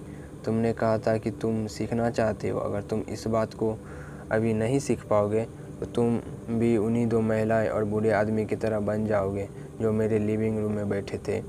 ये लोग पैसे के लिए काम करते हैं और डरते हैं कि मैं उन्हें नौकरी से ना निकाल दूँ। या तुम अपने डैडी की तरह बन जाओगे जो पैसे तो बहुत कमाते हैं परंतु गले तक कर्ज में डूबे रहते हैं। शायद उन्हें यह उम्मीद रहती है कि ज़्यादा पैसे से उनकी समस्या सुलझ जाएगी। अगर तुम यही चाहते हो तो मैं तुम्हें एक बार फिर 10 सेंट के अपने पुराने वादे पर लौटने के लिए तैयार हूँ। या तुम वह कर सकते हो जो ज़्यादातर लोग करते हैं, इस बारे में शिकायत करो कि तनख्वाह बहुत कम है और तुम यह नौकरी छोड़कर दूसरी नौकरी की तलाश शुरू कर दो। मेरी समझ में नहीं आ रहा कि मैं क्या करूं, मैंने पूछा। अम्मी डैडी ने अपने सिर पर उंगली रखी। इसका इस्तेमाल करो, उन्होंने कहा। अगर तुम इसका सही इस्तेमाल करोगे तो तुम मुझे जल्दी इस बात के लिए धन्यवाद दोगे कि मैंने तुम्हें मौका दिया और एक दिन तुम बहुत अमीर आदमी बन जाओगे। मैं वहाँ यह सोचता हुआ खड़ा था कि मुझे कितना घटिया विकल्प दिया जा रहा है। मैं यहाँ अपनी तनख्वाह बढ़वाने आया था और मुझे मुफ्त में काम करने के लिए कहा जा रहा है। अम्मी डैडी ने एक बार फिर अपनी उंगली को सिर पर रखा और कहा, इसका इस्तेमाल करो। अब यहाँ से जाओ और अपना काम में जुट जाओ। सबक नंबर 1, अमीर लोग पैसे के लिए काम नहीं करते। मैंने अपने गरीब डैडी को यह नहीं बताया कि अब मैं मुफ्त में काम कर रहा हूँ। उन्हें यह समझ में नहीं आता। मैं उन्हें इसकी वजह ठीक से इसलिए नहीं समझा सकता था क्योंकि मैं खुद भी इसे ठीक से नहीं समझ पाया था। अगले 3 हफ्ते माइक और मैं 3 घंटे तक हर शनिवार को काम करते रहे, मुफ्त में। काम बहुत परेशानी वाला नहीं था और वक्त गुजारने के साथ साथ यह ज़्यादा आसान होता जा रहा था। मुझे अफसोस था मैंने अपने छूटे हुए बेसबॉल गेम्स और कॉमिक्स का अब मैं उनका मज़ा नहीं ले सकता था। तीसरे हफ्ते दोपहर में अम्मी डैडी आए। हमने उनके ट्रक के पार्किंग में आने की आवाज़ सुनी। वो स्टोर में घुसे और उन्होंने मिसेज मार्टिन को गले लगाकर अभिवादन किया। स्टोर में क्या चल रहा है, ये जानने के बाद वो आइसक्रीम फ्रीजर के पास गए, उसमें से 2 आइसक्रीम निकाली, उनका दाम चुकाया और इसके बाद मेरी और माई की तरफ इशारा करके कहा, चलो घूमने चलते हैं। हम सड़क के पार गए, कुछ कारों को चकमा दिया और एक बड़े घास के मैदान में टहलने लगे जहाँ कुछ व्यावसायिक संगठन सॉफ्टबॉल खेल रहे थे। दूर की पिकनिक टेबल पर बैठकर उन्होंने माइक और मुझे आइसक्रीम दी। कैसा चल रहा है? बढ़िया, माइक ने कहा। मैंने सहमति में सिर हिलाया। कुछ और सीखा? अम्मी डैडी ने पूछा। माइक और मैंने एक दूसरे की तरफ देखा, अपने कंधे उचकाए और अपने सिर को ना में एक साथ हिलाया। ज़िंदगी के सबसे बड़े जाल से बचना। अच्छा यह होगा कि तुम बचपन से ही यह सोचना शुरू कर दो। तुम अब ज़िंदगी के सबसे बड़े सबक को देख रहे हो। अगर तुम इस सबक को सीख लेते हो तो तुम बहुत ज़्यादा आज़ादी और सुरक्षा भरी ज़िंदगी का सुख ले सकते हो। अगर तुम यह सबक नहीं सीख पाते तो तुम भी मिसेज मार्टिन और इस पार्क में खेल रहे ज़्यादातर लोगों की तरह बन जाओगे। वे बहुत ज़्यादा मेहनत करते हैं परंतु उसके बदले में उन्हें बहुत कम पैसे मिलते हैं। वे नौकरी की सुरक्षा के मोह में फंसे रहते हैं। हर साल मिलने वाली 3 हफ्तों की छुट्टियां और 45 साल तक काम करते रहने के बाद मिलने वाली थोड़ी सी पेंशन का सपना देखते रहते हैं। अगर इस तरह की ज़िंदगी जीने में तुम्हें सुख मिलता है तो मैं तुम्हारी तनख्वाह बढ़ाकर 25 सेंट प्रति घंटा कर सकता हूँ। परंतु ये लोग अच्छे लोग हैं और मेहनती भी हैं, फिर भी आप उनका मजाक क्यों उड़ा रहे हैं? मैंने पूछा। अम्मी डैडी के चेहरे पर मुस्कान आई। मिसेज मार्टिन मेरे लिए माँ जैसी है। मैं इतना कठोर नहीं हो सकता कि उनका मजाक उड़ाऊँ। यह कठोर लगता ज़रूर है क्योंकि मैं तुम दोनों के सामने स्थिति स्पष्ट करना चाहता हूँ और वो भी आसान शब्दों में। मैं तुम्हारे नज़रियों को बड़ा करना चाहता हूँ। ताकि तुम कुछ आगे भी देख सको, दूर तक देख सको। ज़्यादातर लोगों को आगे देखने का फ़ायदा कई बार सिर्फ इसलिए नहीं मिल पाता क्योंकि उनके देखने का दायरा बहुत छोटा होता है। ज़्यादातर लोग जिस जाल में फंसे हुए हैं वह उसे देख ही नहीं पाते। माइक और मैं वहाँ पर सोचते हुए बैठे रहे क्योंकि हम उनकी बातों को मतलब पूरी तरह से नहीं समझ सकते थे। उनकी बातें सुनने में कठोर और कड़वी लग रही थी, परंतु हम ये भी जानते थे कि वह हमें कुछ सिखाने की काफ़ी कोशिश कर रहे थे। मुस्कुराहट के साथ अम्मी डैडी ने कहा, क्या 25 सेंट प्रति घंटे का ऑफ़र अच्छा नहीं लगा? क्या इससे दिल की धड़कन तेज़ नहीं हुई? मैंने अपना सिर ना में हिलाया, जबकि असल में ऐसा ही हुआ था। 1 घंटे काम के बदले में 25 सेंट मेरे हिसाब से बहुत बढ़िया सौदा था। अच्छा, मैं तुम्हें 1 घंटे के $1 दूंगा, अम्मी डैडी ने शरारत भरी मुस्कान के साथ कहा। अब मेरा दिल तूफान मेल की तरह दौड़ रहा था। मेरा दिमाग चीख चीख कर कह रहा था, इसकी बात मान लो, मान लो। मुझे अपने कानों पर भरोसा नहीं हो पा रहा था, परंतु फिर भी मैं चुप रहा। अच्छा, $2 प्रति घंटा? मुझे ऐसा लगा जैसे मेरे छोटे से 9 साल पुराने दिमाग में किसी ने बम फोड़ दिया हो। 1956 में $2 प्रति घंटा की कमाई मुझे दुनिया का सबसे अमीर बच्चा बना देती। मैं इतना सारा पैसा कमाने की कल्पना भी नहीं कर सकता था। मैं हाँ ही कहना चाहता था। मैं सौदा पक्का करना चाहता था। मुझे नई साइकिल दिख रही थी, नए बेसबॉल के ग्लव्स दिख रहे थे। मेरे पास कड़क नोट देखकर मेरे दोस्तों की जलन और तारीफ भी मुझे साफ दिख रही थी। सबसे बड़ी बात तो यह थी कि जिमी और उसके अमीर दोस्त मुझे फिर गरीब नहीं कर सकते थे, परंतु किसी वजह से मैं खामोश खड़ा रहा। हो सकता है कि मेरे दिमाग में गर्मी बढ़ जाने से उसका फ्यूज उड़ गया हो, परंतु मन नहीं। मन में $2 प्रति घंटे का ऑफर मानने के लिए बेताब था। आइसक्रीम पिघल चुकी थी और मेरे हाथ पर बह रही थी। आइसक्रीम की ठंडी खाली थी और इसके नीचे वैनिला और चॉकलेट के टुकड़े थे जिसके मज़े चींटियाँ ले रही थी। अम्मी डैडी हम दोनों बच्चों को देख रहे थे जो आंखें फाड़ कर और खाली दिमाग से उन्हें घूर रहे थे। उन्हें मालूम था कि हम हमारी परीक्षा ले रहे हैं और वो ये भी जानते थे कि हमारे दिल का एक कोना उस ऑफर को मानने के लिए बेताब हो रहा होगा। वे जानते थे कि हर व्यक्ति की आत्मा का एक हिस्सा कमज़ोर और ज़रूरतमंद होता है जिसे खरीदा जा सकता है, और वे ये भी जानते थे कि हर व्यक्ति का आत्मा का एक हिस्सा मजबूत और दृढ़ निश्चय होता है जिसे कभी नहीं खरीदा जा सकता। असली सवाल यह था कि इनमें से कौन सा हिस्सा ज़्यादा ताकतवर होता है। उन्होंने अपनी ज़िंदगी में 1000 लोगों की परीक्षा ली थी। जब वे नौकरी मांगने के लिए आए लोगों का इंटरव्यू लेते थे तो हर बार आत्माओं की परीक्षा लेते थे। अच्छा, $5 प्रति घंटा? अचानक मेरे अंदर शांति छा गई। कुछ था जो बदल गया था। ऑफर बहुत ही बड़ा था और मूर्खतापूर्ण लग रहा था। 1956 में गिने चुने व्यवसायक को $5 प्रति घंटे से ज़्यादा मिलता होगा। लालच खत्म हो गया था और इसकी जगह शांति ने ले ली थी। धीमे से मैं अपनी बाईं तरफ खड़े माइक की तरफ मुड़ा। उसने भी मेरी तरफ देखा। मेरी आत्मा का जो हिस्सा कमज़ोर और ज़रूरतमंद था वो खामोश हो चुका था। मेरा वो हिस्सा जिसे खरीदा नहीं जा सकता था वो आगे आ चुका था। मेरे दिमाग और आत्मा में पैसे को लेकर हुए इस युद्ध में शांति और विश्वास जीत चुका था। मैं जानता था कि माइक भी उसी बिंदु पर पहुंच चुका होगा। अच्छा, अम्मी डैडी ने धीमे से कहा, ज़्यादातर लोगों की एक कीमत होती है और उनकी कीमत इसलिए होती है क्योंकि हम सभी में 2 भावनाएं होती हैं, डर और लालच। पहले तो पैसे के बिना रहने के डर से हमें कड़ी मेहनत करने की प्रेरणा मिलती है। इसके बाद जब हमें तनख्वाह मिलती है तो हमें लालच या इच्छा की भावना जाग जाती है। पैसा होने पर हम उन बढ़िया चीज़ों के बारे में सोचने पर मजबूर हो जाते हैं जो उस पैसे से खरीदी जा सकती है। इस तरह हमारी ज़िंदगी का एक पैटर्न बन जाता है। किस तरह का पैटर्न? मैंने पूछा।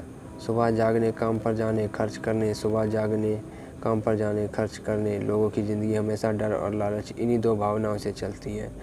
उन्हें अगर ज़्यादा पैसा दे भी दें तो वे इसी पैटर्न पर चलकर अपना खर्च बढ़ा लेंगे। इसी पैटर्न को मैं चूहा दौड़ कहता हूँ। क्या कोई दूसरा रास्ता भी है? माइक ने पूछा। हाँ, अम्मी डैडी ने धीमे से कहा, परंतु इसे बहुत कम लोग खोज पाते हैं। और वो रास्ता क्या है? माइक ने पूछा। उसी रास्ते को तुम लोग काम करते हुए और मेरे साथ सीखते हुए खोज लोगे। मैं यही उम्मीद करता हूँ। इसी कारण मैंने तुम्हें पैसे देना बंद कर दिया। इस बारे में कोई संकेत तो दीजिए, माइक ने कहा। हम लोग मेहनत से काम करते करते थक चुके हैं, खासकर तब जब इसके बदले में हमें कुछ नहीं मिल रहा। पहला कदम तो यह है कि तुम लोग सोच बदलो, अमीर डैडी ने कहा। हम लोग झूठ नहीं बोल रहे, मैंने कहा। मैंने कब कहा कि तुम लोग झूठ बोल रहे हो? मैं तो ये कह रहा हूँ कि सच्ची बातें कह देनी चाहिए, अमीर डैडी ने जवाब दिया। किस बारे में? मैंने पूछा। इस बारे में कि तुम लोग को कैसा लग रहा है, अमीर डैडी ने कहा। तुम्हें यह किसी और से कहने की ज़रूरत नहीं है, सिर्फ अपने आप से सच बोलो। आपके कहने का मतलब यह है कि इस पार्क में मौजूद लोग, आपके लिए काम करने वाले लोग, मिसेज मार्टिन, ये सब लोग ऐसा नहीं करते? मुझे ऐसा ही लगता है, अमीर डैडी ने कहा। इसके बजाय उन्हें हमेशा पैसे नहीं होने का डर सताता रहता है। उस डर का सामना करने के बजाय, सोचने के बजाय, ये लोग सिर्फ प्रतिक्रिया करते रहते हैं। इस दौरान वे दिल से काम लेते हैं, दिमाग से नहीं, अमीर डैडी ने अपने सिर पर उंगली ठोकते हुए कहा। फिर उनके हाथ में कुछ पैसे आ जाते हैं और उनमें खुशी, इच्छा और लालच की भावनाएं जाग जाती है और एक बार फिर वे दिमाग से सोचने के बजाय दिल से काम करने लग जाते हैं। तो वे दिल से यानी अपनी भावनाओं से सोचते हैं, माइक ने कहा। बिल्कुल ठीक, अमीर डैडी ने कहा। वह इस बारे में सच नहीं बताते कि उन्हें कैसा लग रहा है। वो अपनी भावनाओं से काम करते हैं और दिमाग से सोचने का कष्ट नहीं उठाते। उन्हें डर लगता है, वह नौकरी करने जाते हैं और आशा करते हैं कि ज़्यादा पैसा आने से उनका डर दूर हो जाएगा, परंतु ऐसा नहीं होता है। वह पुराना डर उन्हें फिर से सताने लगता है। वे फिर से नौकरी करने जाते हैं और फिर आशा करते हैं कि पैसा उनके डर को ख़त्म कर देगा, परंतु ऐसा नहीं होता। डर के ही कारण वे नौकरी के जाल में फंसे रहते हैं। पैसा कमाते हैं, काम करते हैं, पैसा कमाते हैं और आशा करते हैं कि डर से उनका पीछा छूट जाएगा, परंतु हर रोज़ जब वो उठते हैं तो उनका पुराना डर भी उनके साथ उठता है। वह पुराना डर करोड़ों लोगों को रात भर जगाता है और उनकी चिंता और परेशानी में गुजरती है। इसलिए वे उठते हैं, काम पर जाते हैं और ये आशा करते हैं कि तनख्वाह के चेक से उनके दिल को कुतरने वाले इस डर को वे मौत के घाट उतार देंगे। सच बात तो यह है कि पैसा उनकी ज़िंदगी को चला रहा है, परंतु वो इस बारे में कभी सच नहीं बोलते हैं। पैसे ने उनकी भावनाओं पर कब्जा कर लिया है और उनकी आत्माओं पर भी। यह कहकर अमीर डैडी खामोश हो गए ताकि उनके शब्दों में छुपा संदेश हमारे अंदर चला जाए। माइक और मैंने बातें सुनी थी, परंतु हम उनका मतलब पूरी तरह समझ नहीं पाए थे। मुझे अक्सर यह हैरानी होती थी कि लोगों को ऑफिस जाने की इतनी जल्दी क्यों होती है। उन्होंने अपनी नौकरी में खास मज़ा नहीं आता था और वो कभी खुश भी नहीं दिखते थे। फिर क्या वजह थी उन्होंने जल्दी ऑफिस जाने के लिए प्रेरित करती थी? अमीर डैडी ने देख लिया कि हम जितना समझ सकते थे हमने उतना समझ लिया है, तो उन्होंने आगे कहा, मैं ये चाहता हूँ कि तुम लोग इस जाल से बचो। दरअसल मैं तुम्हें यही सिखाना चाहता हूँ। मेरा मकसद तुम्हें सिर्फ अमीर बनाना सिखाना नहीं है, क्योंकि अमीर बनने से समस्या नहीं सुलझेगी। अमीर बनने से समस्या नहीं सुलझेगी? मैंने आश्चर्य से पूछा। बिल्कुल नहीं, मुझे दूसरी भावना, इच्छा के बारे में अपनी बात पूरी करने दो। कुछ लोग इसे लालच कहते हैं, परंतु मैं इसे इच्छा कहना ज़्यादा पसंद करता हूँ। यह बुरा नहीं है कि हम किसी बेहतर, ज़्यादा सुंदर, ज़्यादा सुखद या रोमांचक चीज़ की इच्छा करें। लोग इच्छा की वजह से भी पैसे के लिए काम करते हैं। उन्हें सुखद के लिए भी पैसे की ज़रूरत होती है, क्योंकि वे मानते हैं कि पैसे से सुख खरीदा जा सकता है, परंतु पैसा जो खुशी देता है वो अक्सर पल भर की होती है। उन्हें ज़्यादा खुशी, ज़्यादा आनंद, ज़्यादा आराम, ज़्यादा सुरक्षा हासिल करने के लिए और ज़्यादा पैसों की ज़रूरत होती है। इसलिए वे काम करते रहते हैं और यह सोचते रहते हैं कि पैसा डर और लालच से परेशान उनकी आत्माओं को शांत कर देगा, परंतु पैसा यह काम नहीं कर सकता। अमीर होने के बाद भी नहीं? माइक ने पूछा। हाँ, अमीर होने के बाद भी नहीं, अमीर डैडी ने कहा। दरअसल बहुत से अमीर लोग इच्छा के कारण नहीं बल्कि डर के कारण अमीर होते हैं। वे सचमुच सोचते हैं कि दौलत हो तो पैसा ना होने का डर, गरीब होने का डर ख़त्म हो जाता है। इसलिए वे ढेर सारी दौलत जमा कर लेते हैं और तब जाकर उन्हें पता चलता है कि उनका डर और बढ़ गया है। उन्हें अब इसके खोने की चिंता सताने लगती है। मैं ऐसे दोस्तों को जानता हूँ जो बहुत सा पैसा होने के बाद भी काम में जुटे रहते हैं। मैं ऐसे लोगों को भी जानता हूँ जिनके पास आज करोड़ों की दौलत है, परंतु वे आज उससे भी ज़्यादा चिंतित और परेशान हैं जितने वो अपनी गरीबी के दिन में थे। उन्हें इस बात का डर है कि वो अपनी सारी दौलत खो देंगे। अमीर बनने से पहले जो डर उन्हें सता रहे थे वो अमीर बनने के बाद और भी बढ़ गए हैं। दरअसल उनकी आत्मा का कमज़ोर और ज़रूरतमंद हिस्सा अब और तेज़ी से चीख रहा है। वह अपने आलीशान बंगले, शानदार कारें और उस ऐशो-आराम की ज़िंदगी को नहीं खोना चाहते हैं जो पैसों से खरीदी गई है। वे इसी चिंता में घुलते रहते हैं कि अगर वो कंगाल हो गए तो उनके दोस्त क्या कहेंगे। इसी चिंता की वजह से कई लोग तो न्यूरोटिक और कुंठित हो चुके हैं। हालांकि वो अमीर दिखते हैं और उनके पास पहले से ज़्यादा पैसा है। तो क्या गरीब आदमी ज़्यादा सुखी होता है? मैंने पूछा। नहीं, मेरे हिसाब से तो ऐसा नहीं होता, अमीर डैडी ने जवाब दिया। पैसे से दूर रहना भी उतना ही बड़ा पागलपन है जितना कि उसके पीछे भागना।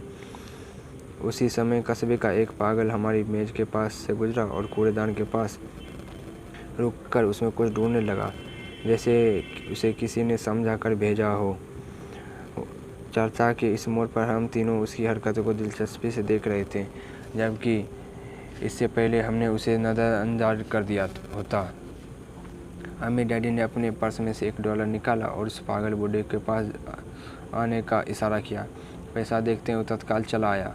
उसने पैसे लिए और अमीर डैडी को ढेर सी दुआएं दी और अपनी अच्छी किस्मत पर खुश होकर वो जल्दी से चला गया।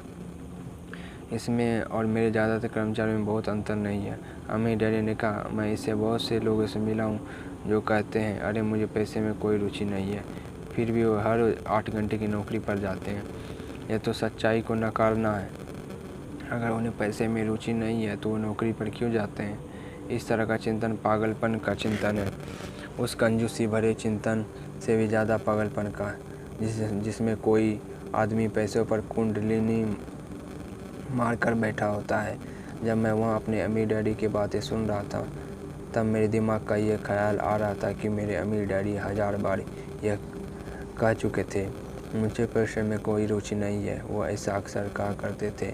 वे खुद की असली भावना को छुपाने के लिए हमेशा यह भी कहा करते थे, मैं इसलिए काम करता हूँ क्योंकि मुझे अपना काम बहुत पसंद है।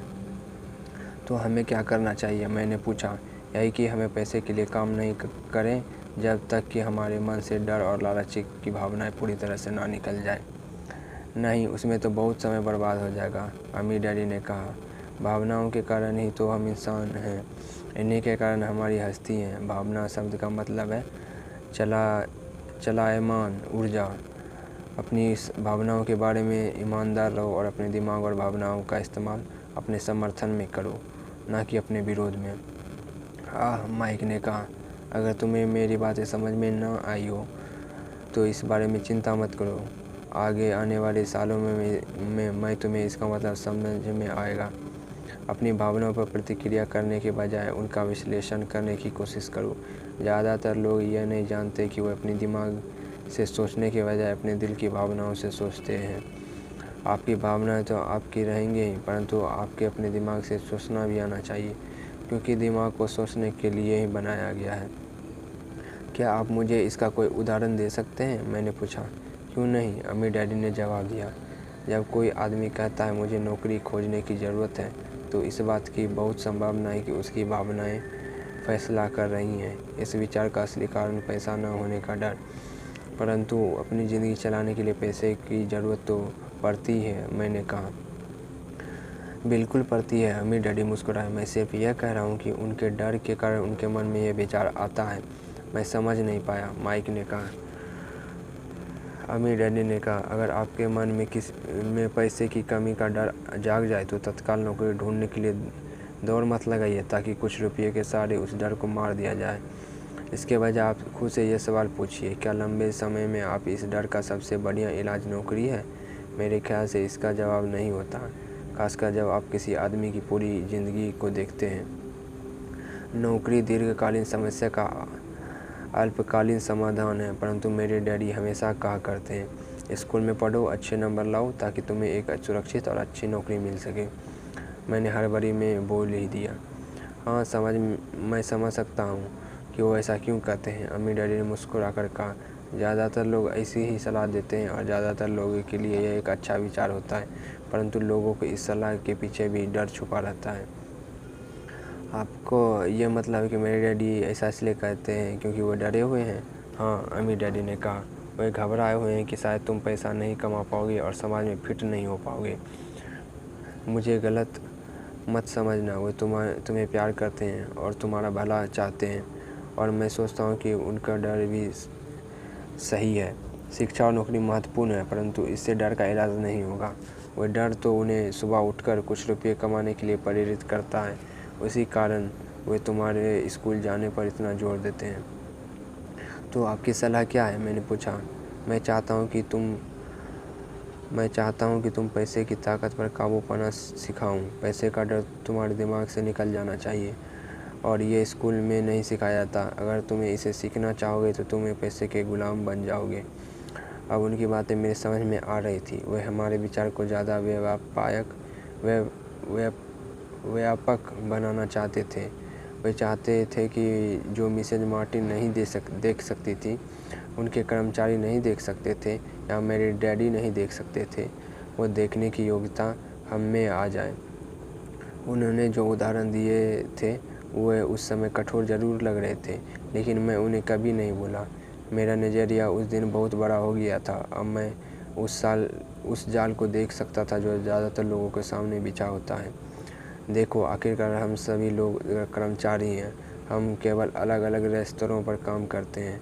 अमीर डैडी ने कहा, मैं तुम लोगों से बस यही चाहता हूँ कि तुम लोग इस जाल से बचे रहो। डर और लालच, इन दो फंदों से बनने वाली जाल से।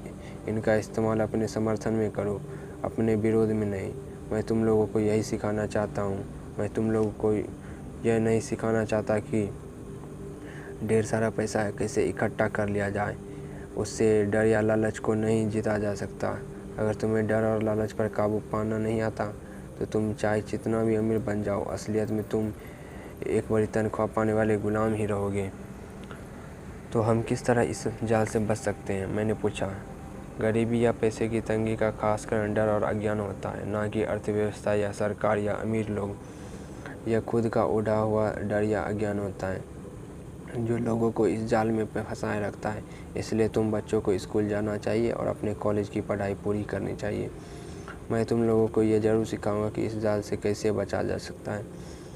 पहेली के टुकड़े अब सामने आ चुके थे। मेरे पढ़े लिखे डैडी के पास बड़ी डिग्रियां थीं और एक बढ़िया करियर भी था, परंतु स्कूल ने उन्हें यह भी नहीं सिखाया था कि धन या अपने इस डर को किस तरह से काबू में रखा जा सकता है।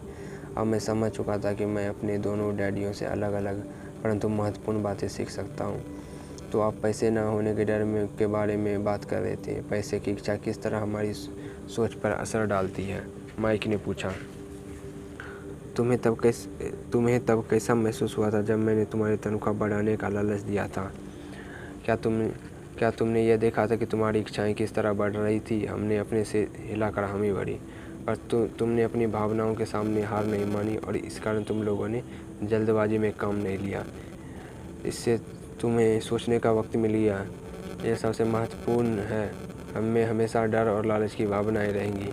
इसी क्षण से तुम लोग के लिए सबसे महत्वपूर्ण है कि तुम इन भावनाओं का इस्तेमाल अपने समर्थन में करो और लंबे समय तक ऐसा करो। अपनी भावनाओं को अपने दिमाग पर हावी मत होने दो, और इस तरह अपने विचारों को दूषित मत होने दो। ज़्यादातर लोग डर और लालच का इस्तेमाल खुद के विरोध में करते हैं। यह अज्ञान की शुरुआत होती है। डर और इच्छा की भावनाएं के कारण ही ज़्यादातर लोग तनख्वाह के चेक, तनख्वाह में बढ़ोतरी और नौकरी की सुरक्षा के पीछे भागते अपनी पूरी ज़िंदगी निकाल देते हैं। असल में वह ये सोचते ही नहीं है कि भावनाओं के आधार पर बने हुए ये विचार उन्हें किस तरह ले जा रहे हैं। यह तो वही बात हो गई जिसमें गाड़ी खींचने वाले गधे के सामने उसका मालिक गाजर लटकाए रखता है, जो उसकी नाक के ठीक सामने रहती है। गधा का मालिक जहाँ जाना चाहता है वहाँ जाता है, परंतु गधा तो लालच के कारण भाग रहा है। कल गधे के लिए दूसरी गाजर आ जाएगी और गधा उसके पीछा करने लगेगा। आपके कहने का मतलब यह है कि जिस समय मैंने नए बेसबॉल ग्लव्स, कैंडी और खिलौनों के सपने देखना शुरू किए, उस समय मेरी हालत उस गधे की तरह हो गई थी जो कि गाजर के पीछे भागता है? माइक ने पूछा ही, और उम्र के साथ तुम्हारे खिलौने भी ज़्यादा महंगे होते जाएंगे। अपने दोस्तों पर रौब झाड़ने के लिए एक नई कार, एक नाव और एक आलीशान घर। अमीर डैडी ने मुस्कुराकर कहा। डर आपको दरवाजे से बाहर धक्का देता है, इच्छा आपको अंदर बुलाती है, आपको चट्टानों की तरफ ललचाती है। यही जाल है। तो इसकी काट क्या है? माइक ने पूछा। डर और इच्छा अज्ञान की वजह से बढ़ते हैं। इसलिए अमीर लोगों के पास जितना ज़्यादा पैसा होता है, उनका डर भी उतना ज़्यादा बड़ा होता है। धन ही गाजर है, श्रम है। अगर गधा पूरी तस्वीर देख सकता तो शायद वो गाजर का पीछा करने के लिए अपने फैसलों पर दोबारा सोचता। अम्मी डैडी ने आगे ये समझाया कि आदमी की ज़िंदगी अज्ञान और ज्ञान के बीच होने वाला संघर्ष है। उन्होंने बताया कि एक बार कोई आदमी खुद के बारे में ज्ञान की खोज करना बंद कर देता है तो उसकी ज़िंदगी में अज्ञान घुस जाता है। यह संघर्ष हर पल होता है, इसलिए हमें यह फैसला करना है, यह सीखना है कि अपने दिमाग को खुला रखा जाए या उसे बंद कर लिया जाए। देखो, स्कूल बहुत ज़्यादा महत्वपूर्ण है। आप स्कूल इसलिए जाते हैं ताकि आप वहाँ कोई कला या व्यवसाय सीख सकें और इस तरह से आप समाज में योगदान दे सकें। हर समाज में शिक्षकों, डॉक्टरों, मैकेनिक, कलाकारों, रसोइयों, व्यावसायिक लोगों, पुलिस अफसरों, दमकल कर्मियों और सिपाहियों की ज़रूरत होती है। स्कूल उन्हें ये सब सिखाते हैं ताकि हमारे समाज विकसित हो सके और हमारी संस्कृति समृद्ध हो सके। अमीर डैडी ने कहा, दुर्भाग्य से कई लोगों के लिए स्कूल शिक्षा का अंत होता है, शुरुआत नहीं। एक लंबी खामोशी छाई रही। अमीर डैडी मुस्कुरा रहे थे।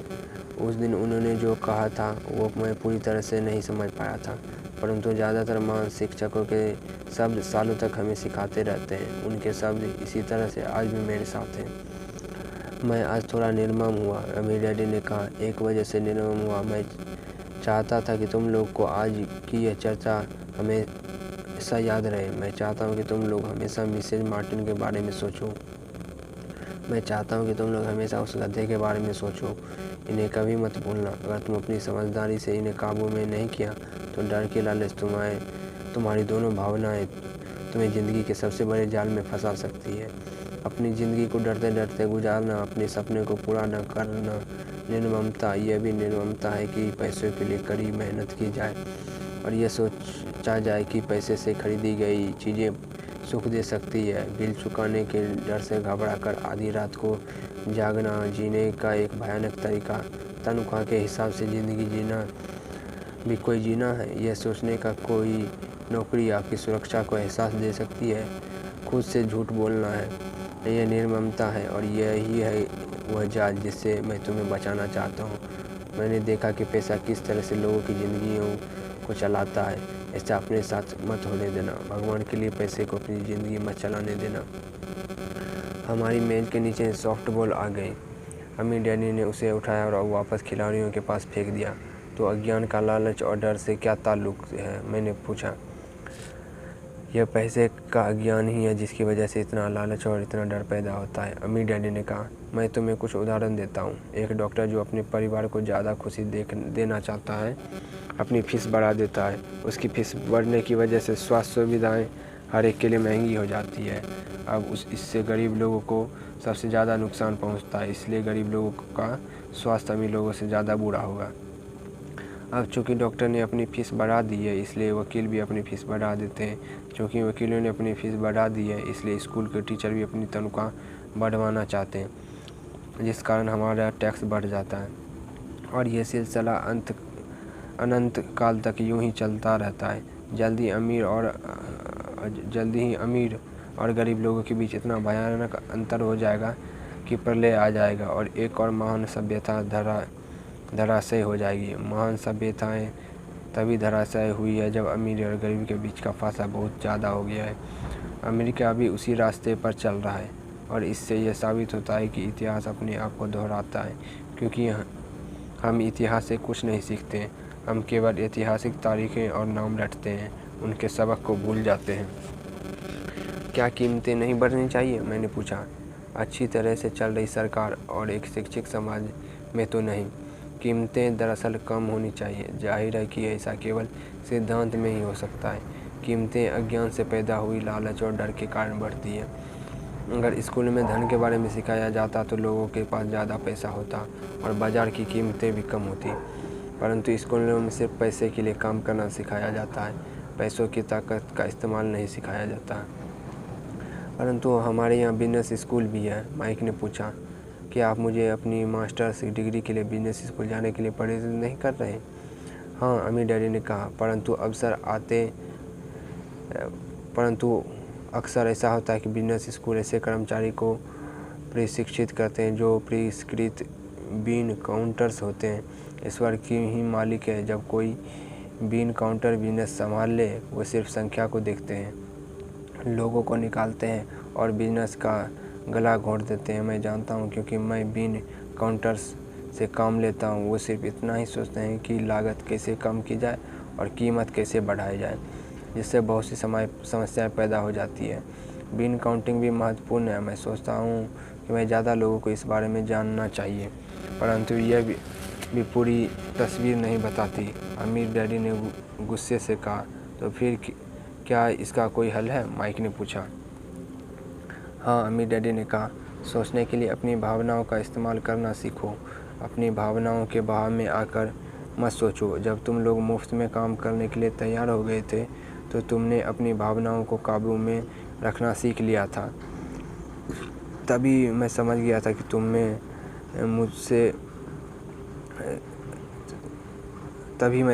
था कि तुमसे उम्मीद की जा सकती है। जब मैंने तुम्हें ज़्यादा तनख्वाह का लालच दिया, तब तुमने एक बार फिर भावनाओं की बात नहीं मानी। तुम ताकतवर भावनाओं के बावजूद सोचना सीख रहे थे। यह पहला कदम था। यह कदम इतना महत्वपूर्ण क्यों है? मैंने पूछा। यह तुम अपने आप जान जाओगे। अगर तुम सीखना ही चाहते हो, तो मैं तुम लोगों को ब्रायर पेच में ले जाऊंगा। यह वो जगह है जिसे लोग बेचते हैं। मैं तुम्हें उस जगह पर ले जाऊंगा जहां जाने में ज़्यादातर लोग को डर लगता है। अगर तुम मेरे साथ जाओगे, तो तुम्हारे मन से पैसे के लिए काम करने का विचार निकल जाएगा। इसके बजाय तुम यह सीखोगे कि पैसे से कैसे काम लिया जा सकता है। और अगर हम आपके साथ जाते हैं तो हमें क्या मिलेगा? अगर हम आपसे सीखने के लिए तैयार होते हैं तो हमें क्या मिलेगा? मैंने पूछा। वही जो ब्रायर रॉबिट को मिला था, अमीर डैडी ने कहा। टार बेबी से आज़ादी। क्या ऐसा कोई ब्रायर पेच होता है? मैंने पूछा। हाँ, अमीर डैडी ने कहा। डर और लालच ही ब्रायर पेच है। अपने डर से पीछा छुड़ाकर, अपने लालच का सामना करके, अपनी कमजोरियों और ज़रूरतमंद की पहचान कर ही हम बाहर निकलने का रास्ता पहुंच सकते हैं। और बाहर निकलने का रास्ता हमारे दिमाग से होकर गुजरता है, सही विचारों को चुनने से। माइक ने आश्चर्यचकित होकर पूछा। हाँ, इस विचार को चुनकर ही हम सोचेंगे, बजाय इसके कि हम अपनी भावनाओं को बहकर लगातार प्रतिक्रिया करते रहें।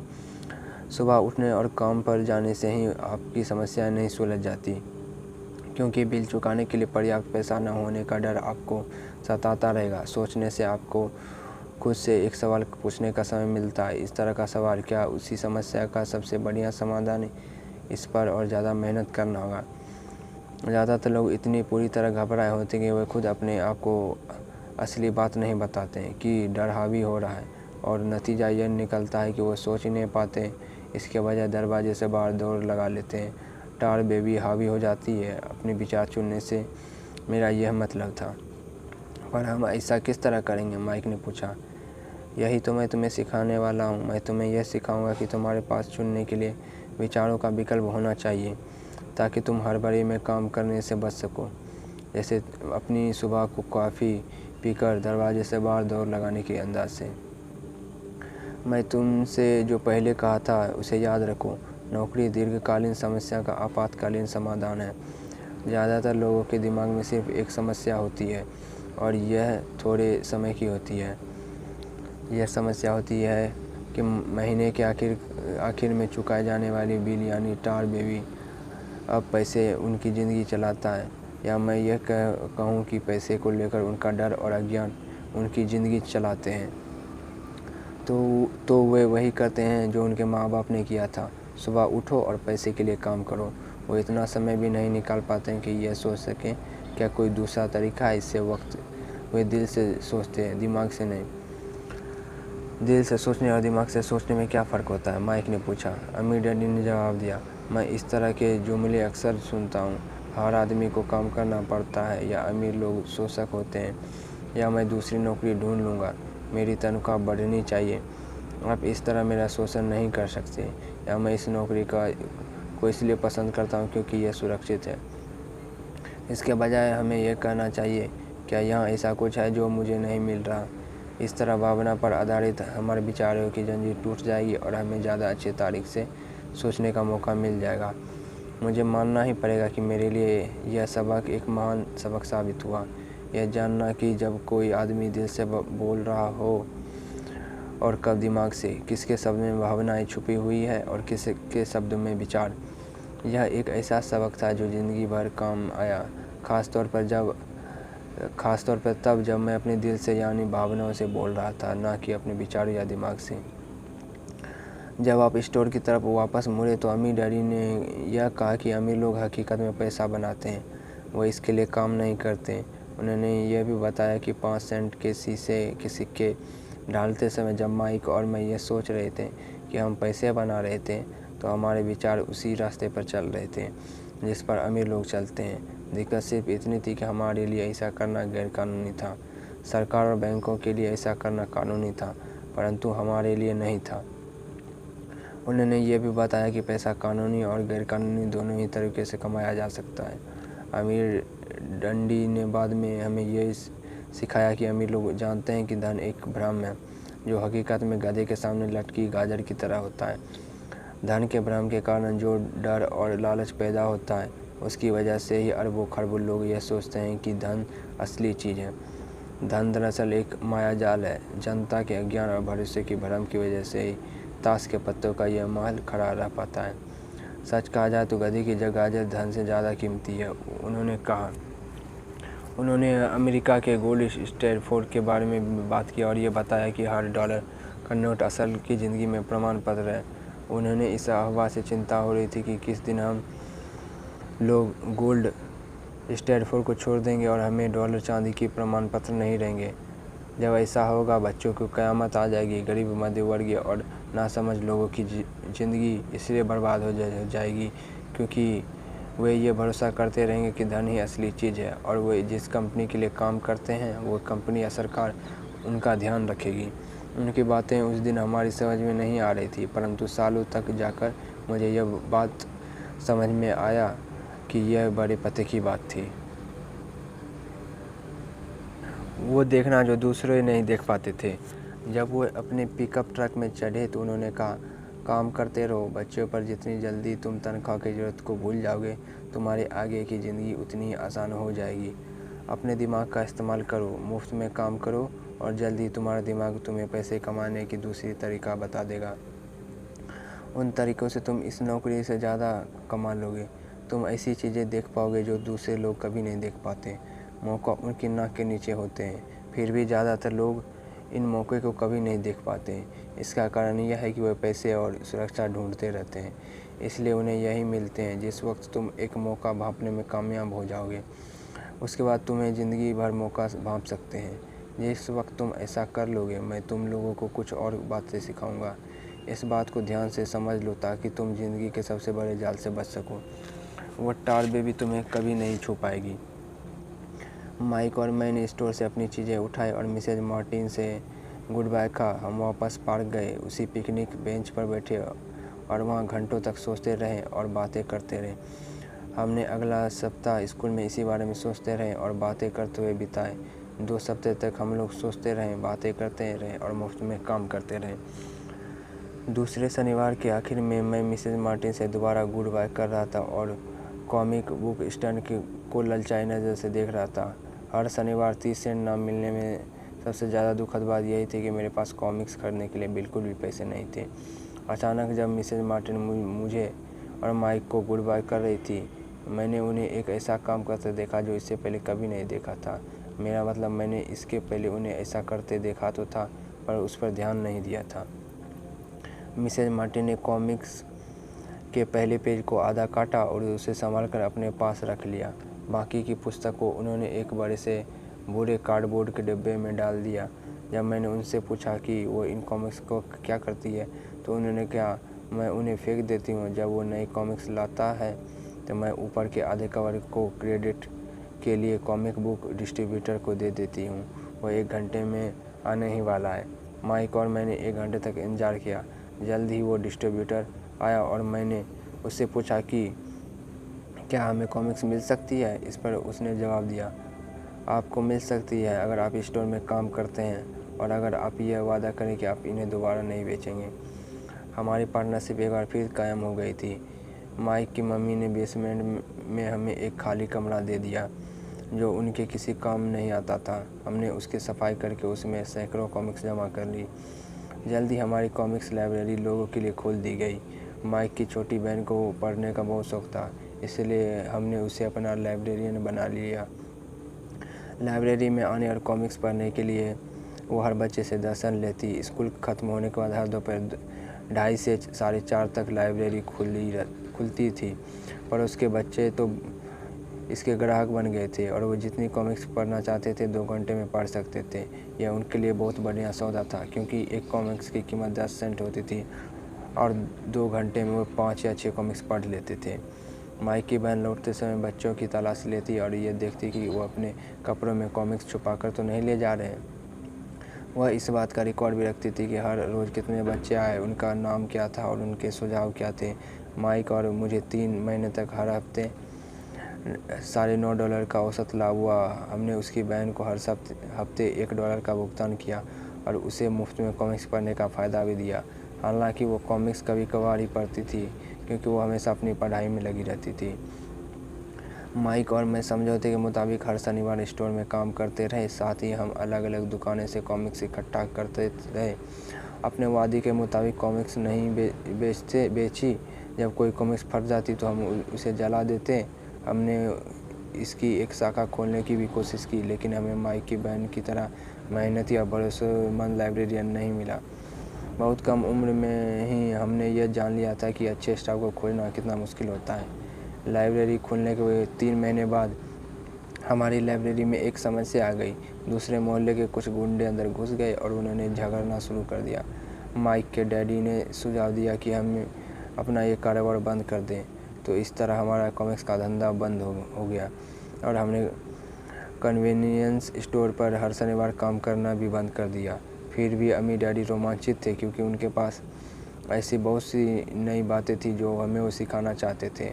वे खुश थे क्योंकि हमने उनके पहले सबक को इतनी अच्छी तरह सीख लिया था।